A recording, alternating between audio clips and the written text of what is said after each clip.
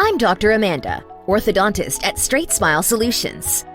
We help dentists launch and scale orthodontics in their practice.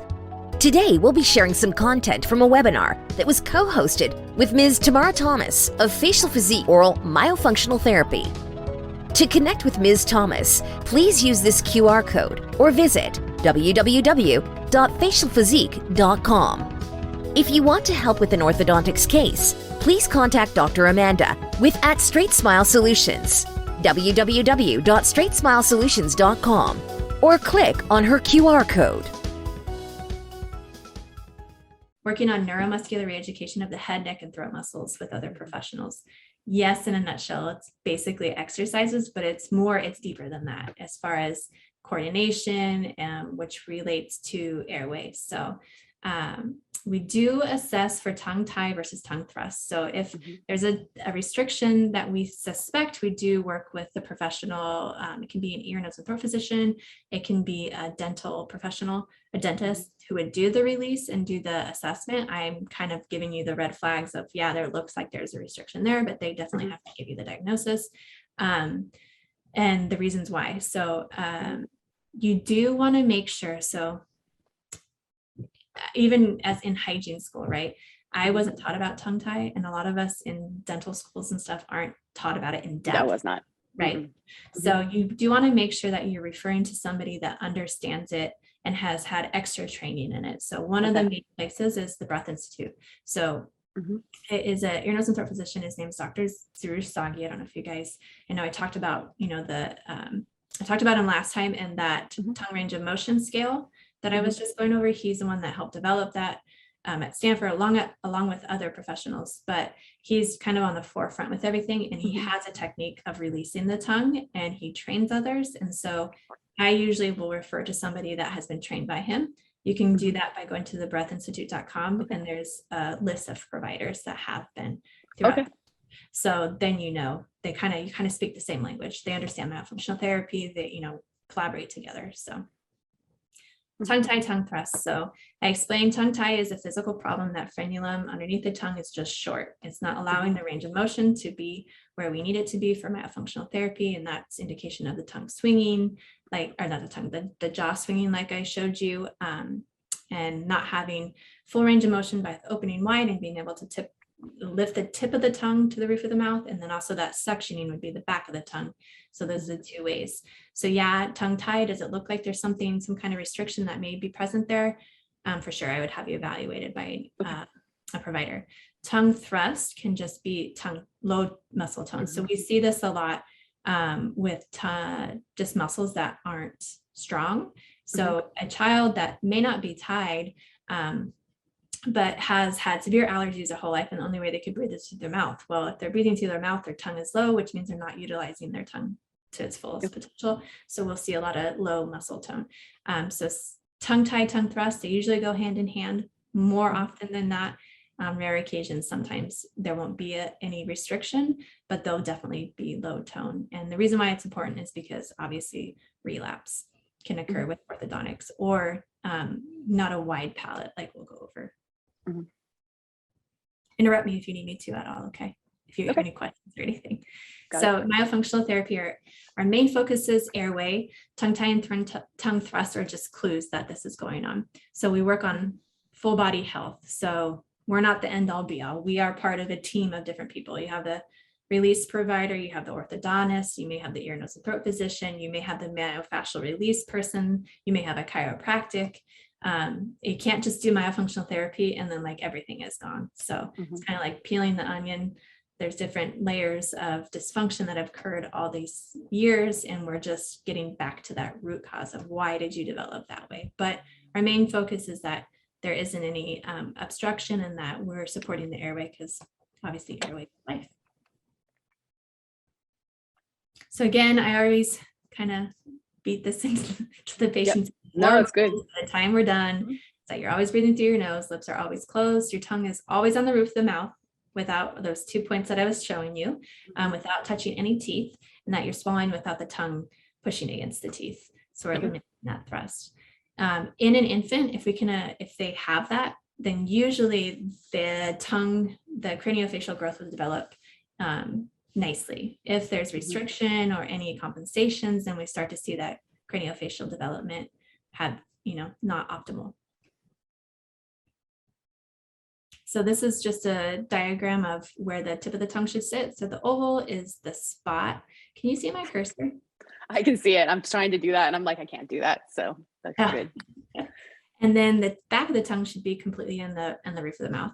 The idea too is that if the tongue is completely at the roof of the mouth, the soft palate will suction forward at nighttime.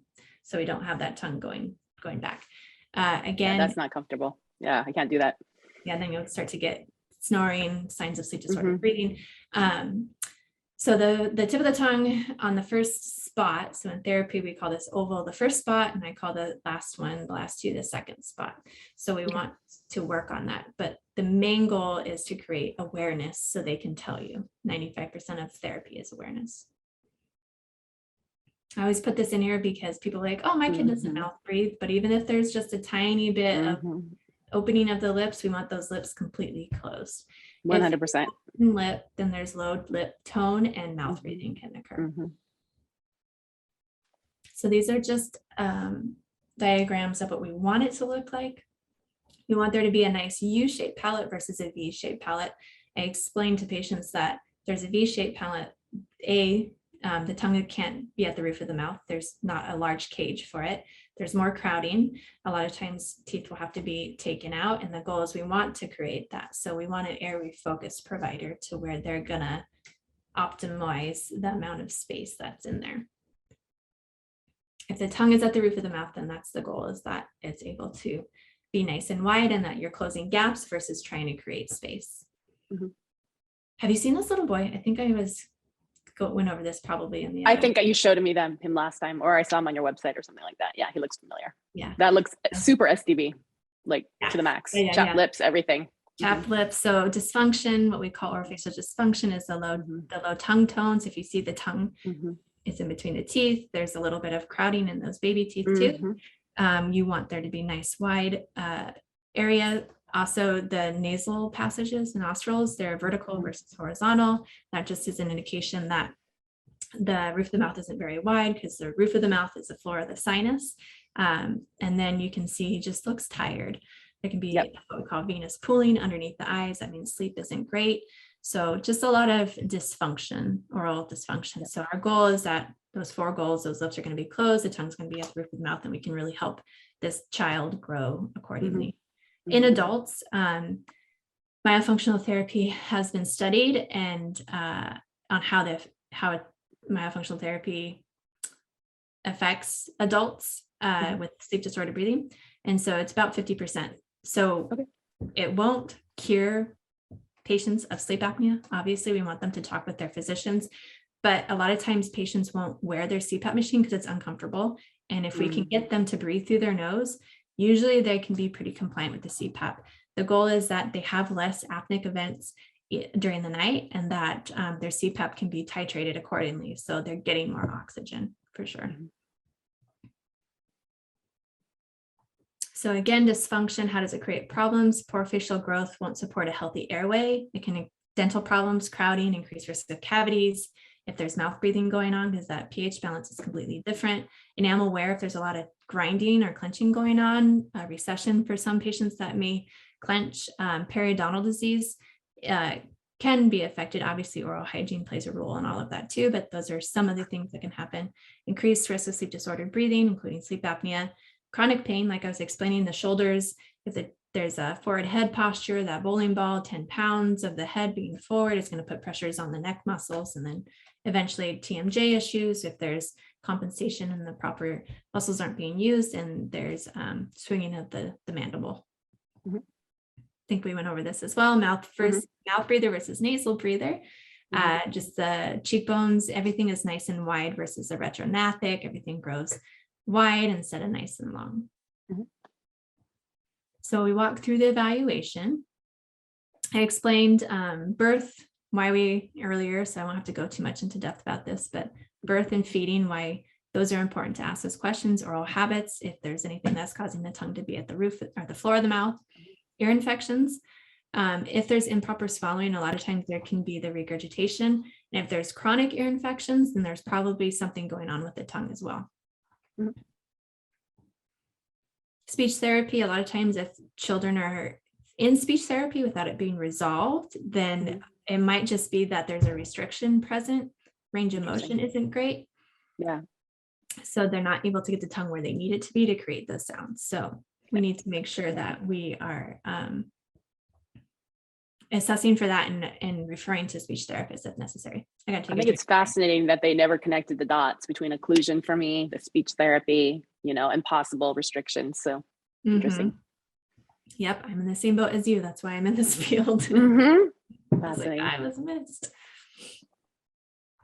So digestive issues, we didn't go too much into this, but patients can have a lot of constipation, a lot of bloating if they're not eating correctly, if they're swallowing air, aerophagia. So if the tongue's not at the roof of the mouth, their mouth breathing, if they're eating fast, because they breathe through their mouth, and if they can't breathe through their nose, they're going to swallow incorrectly. So it's just like a domino effect of everything. Breathing, if there's a lot of allergies, so if you're taking a lot of like the Flonase or the Zyrtec consistently, then we want to kind of get to the bottom of that. Again, if we need to refer to an allergist or an ENT if there's any issues going on there. For you, you sound like you're doing pretty good. So as far as ENT, no needing to do any of that. We'll kind of assess more of the allergies and all of that. Do you use a humidifier or anything like that? No, there's plenty of humidity here. That's not a problem. I mean, a purifier. Oh, air purifier. My son has one in his room because he gets allergies, but I never put one in my room, but maybe I should. Perfect. What about like changing your pillow and stuff? How often do you do that? Throw away the pillow and get a new one? Mm-hmm. I really should do that more often. What is your recommendation? Well, everybody's a bit different. It depends on what kind of pillows you're getting. Like, if you have a down pillow, that might create more allergies for you if you're putting your head on Show you the amount of pillows we have on our bed. We have probably 20 pillows on our bed. We don't sleep with them all, but there's all kinds of pillows. So I mean, the one needs. The one I sleep on. Yeah. I've moved from a down pillow to like a cooling gel pillow, which I think lasts longer. Yeah. So that's what I sleep on. But I mean, there's pillows everywhere. So they're not for me, they're for somebody else. So okay, gotcha. So we'll kind of assess that. If there's an issue with mouth breathing, then we assess that kind of stuff. Like, well, let's see what's in your environment, what may be causing all of that. So we went through cavities, with the mouth breathing, if there's an increased risk of cavities, if you're changing the pH balance, if there's any extracted teeth. If you had extraction of the baby teeth, then your jaw may have not been large enough. That's why I asked that. At that point, I had plenty spacing. That was not the problem. Generalized spacing, plenty wide jaw. So I think that the roots weren't resorbing. So they pulled them out. So, and then wisdom teeth. So the idea is that our jaw should grow wide enough to where everything can be supported. So I know it's very common, but even if there's bicuspids that are extracted, that will reduce the amount of tongue space in the palate from a myofunctional standpoint. Oh, I took the third molars out because I congenitally only had 2, so there was no point in having them. So I just took them out before it became an issue. So perfect. Yeah. So it looks like with your photos you have enough space. So that's not really one of our concerns. Yeah. Again, looking at chewing and swallowing, if there's any thrusting forward, any use of muscles that we shouldn't be using, and you had a lot of lip, not a lot, but a good amount of lip movement. Some patients will hold their breath and then breathe when they're done drinking or eating. So we don't want any breath holding either. Okay. We want you to be able to breathe through your nose.